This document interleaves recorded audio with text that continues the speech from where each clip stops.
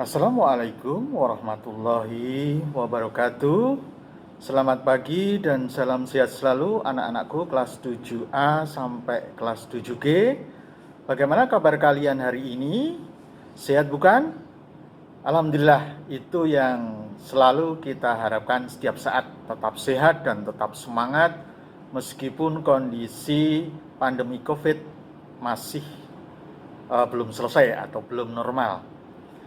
Baik anak-anak, jadi pada pertemuan kali ini setelah kalian menempuh PTS kemarin, kita kali ini akan membahas atau mempelajari mengenai materi interaksi sosial, di mana kalian nanti akan membahas mengenai pengertian dan syarat interaksi sosial, kemudian faktor-faktor yang mempengaruhi proses interaksi sosial. Nah, simaklah video berikut dan juga jangan lupa nanti setelah kalian simak videonya, kalian kerjakan kuisnya. Di mana kuis nanti akan kita sematkan di dalam Google Form yang akan di-sharekan kepada kalian. Oke, selamat belajar dan simaklah video berikut ini. Interaksi sosial.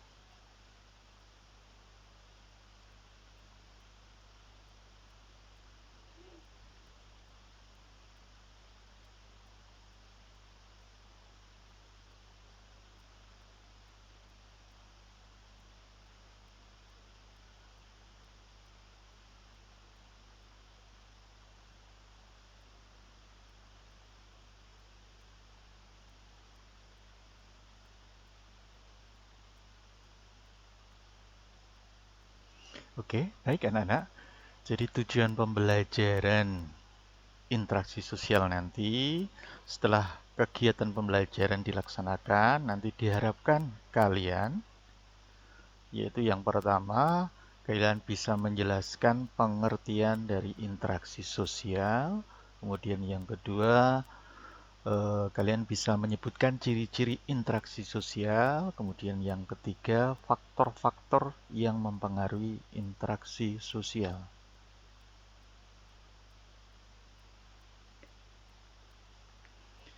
Bayangkan diri kalian hidup di hutan belantara, di mana di sana tidak ada teman, saudara, orang tua, bahkan tetangga. Nah, kalian pasti akan merasakan kesepian dan tersiksa dengan keadaan seperti itu.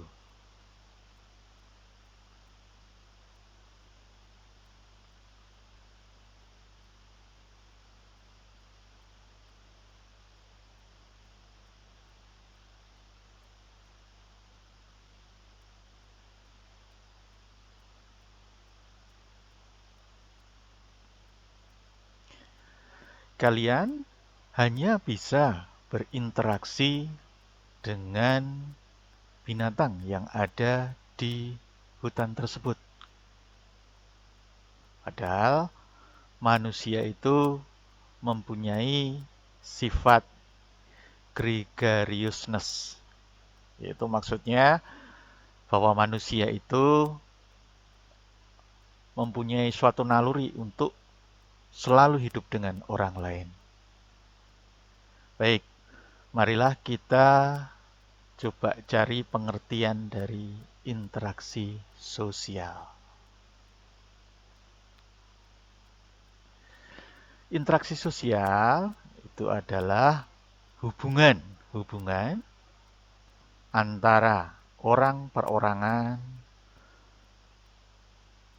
antara kelompok manusia, maupun antara orang perorangan dan kelompok manusia.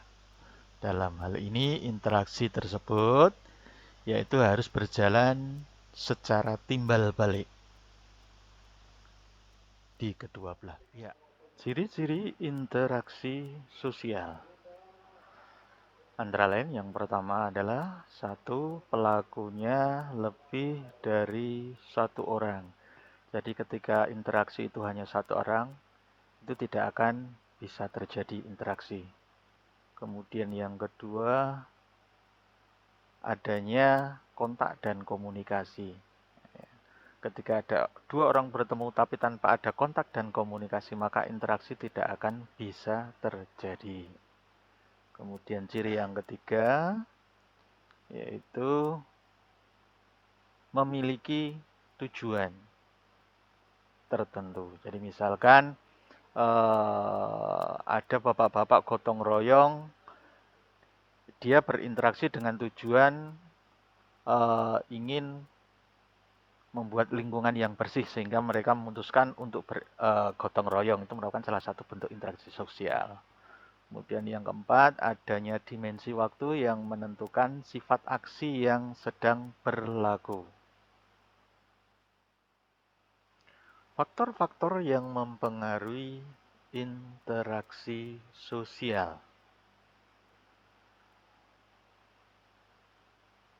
Yang pertama yaitu motivasi, yaitu dorongan bagi orang untuk melakukan komunikasi. Contohnya, motivasi seorang ibu kepada anaknya. Kemudian yang kedua, imitasi, yaitu tindakan seseorang untuk meniru orang lain. Misalkan ada anak kecil yang meniru perilaku orang tuanya ketika membaca koran, dia juga membaca koran. Kemudian orang tuanya sedang melakukan ibadah sholat, dia menirukan, tapi dia belum paham apa yang sebenarnya dilakukan oleh orang yang ditirunya tersebut.